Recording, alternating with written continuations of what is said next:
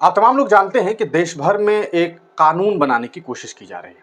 असल में पहले से एक कानून है, एक बोर्ड है, उसमें तब्दीली लाने की कोशिश की जा रही है। पिछले दिनों आप जानते हैं किस तरह से प्रधानमंत्री नरेंद्र मोदी की नेतृत्व वाली सरकार ने देश के सदन में, लोकसभा के अंदर एक बिल जो है पारित करने की कोशिश की थी। नाम था वक्फ अमेंडमेंट बिल। यानी कि वक्फ बोर्ड जो है उसके अंदर कुछ तब्दीलियां, वक्फ बोर्ड में जो ताकतें हैं उनमें कुछ तब्दीलियां लाने की कोशिश जो है वो की जा रही थी। लेकिन वो बिल जो है वो पारित नहीं हो पाया, पास नहीं हो पाया। लोकसभा में जो विपक्षी दल के लोग थे उन्होंने एकजुटता के साथ इस बिल को पास नहीं होने दिया। जिसके बाद सरकार ने एक जेपीसी गठित किया, यानी कि ज्वाइंट पार्लियामेंट्री कमेटी, और उसके जरिए अभी उस कानून पर जो है मीटिंग्स हो रहे हैं, चर्चाएं हो रही हैं, और आने वाले वक्त में जेपीसी के बैठक के खत्म होने के बाद इस पर फैसला लिया जाएगा कि आखिरकार क्या कुछ फैसला सामने आया। लेकिन सवाल यहाँ पर पिछले कुछ दिनों से ये है कि आखिरकार वक्फ बोर्ड के जो मामलात हैं और वक्फ की जमीन के जो मामलात हैं, इससे देश के एक सबसे अमीर शख्स का क्या लेना देना है। अब तमाम लोग जानते हैं कि दुनिया भर के सबसे ज्यादा अमीर व्यक्तियों में भारत के एक व्यक्ति जिनका नाम मुकेश अंबानी है वो शामिल है।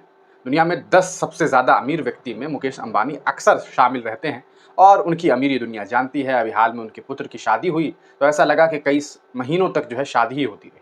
लोग ये भी कहने लगे कि कब तक शादी ही होती रहेगी, आगे का भी फंक्शन जो है वो किया जाए।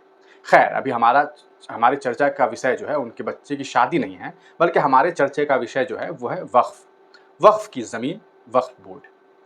अभी बात मुकेश अंबानी की इसलिए हो रही है क्योंकि मुकेश अंबानी का एक मकान है।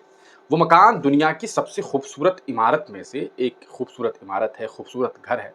13-14 मंजिला वो घर है, और उस घर के बारे में चर्चाएं होती है कि वो जिस जमीन पर घर बनी है, असल में वो जमीन वक्फ की है। तो सवाल यह है कि एक वक्फ की जमीन पर एक नॉन मुस्लिम मकान बनाकर कैसे रह रहा है? किसने वो जमीन दे दी? क्यों उन्हें जमीन दिया गया? पता चलता है कि वो जमीन असल में यतीम खाने के लिए, यतीम खाना बनाने के लिए जो है वो जमीन वक्फ की गई थी। यतीम खाने का मतलब यह है कि जिनके माँ बाप दुनिया में नहीं हैं, जिन बच्चों का कोई नहीं है, उनकी ज़रूरियात को पूरी करने के लिए एक जगह दी गई कि ऐसा है कि यहाँ पर एक यतीम खाना बनाइए। जो भी मासूम मासूम बच्चे हैं जिनका कोई नहीं है, जो बेसहारा है, उन्हें सहारा दिया जा सके, उन्हें एक आशियाना दिया जा सके। लेकिन हुआ क्या?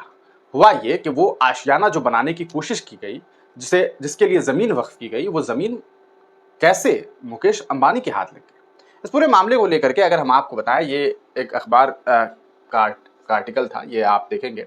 ये मुकेश अंबानी के घर की एक छोटी सी तस्वीर है। हालांकि ये बहुत बड़ा मकान है, एंटीलिया नाम से ये जाना जाता है।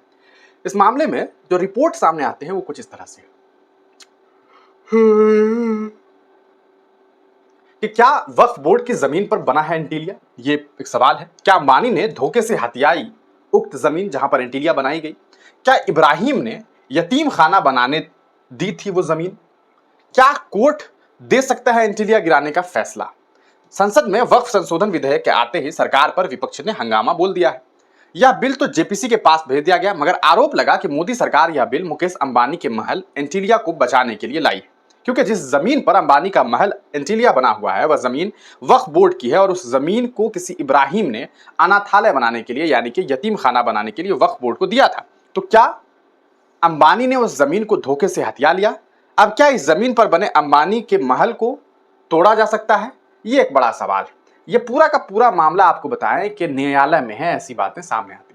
इस पूरे मामले को लेकर के असदुद्दीन ओवैसी ने देश के सदन में भी बात की थी। यहां तक कि उन्होंने एक मंच से सीधे तौर पर यह बात कही थी कि किस तरह से वक्फ की जमीन पर हिंदुस्तान के सबसे अमीर मिर्जादे ने जो है वो कब्जा कर रखा हुआ है।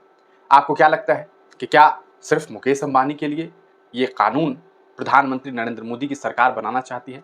आप अगर अखबार के इस हेडिंग को देखेंगे तो यही बात इसमें ये कहने की कोशिश भी की गई है कि अंबानी का महल बचाने वक्फ बोर्ड पर शिकंजा। क्या आपको लगता है कि अंबानी को खुश रखने के लिए ये काम किया जा रहा है? अपनी राय कमेंट सेक्शन में जरूर दीजिए।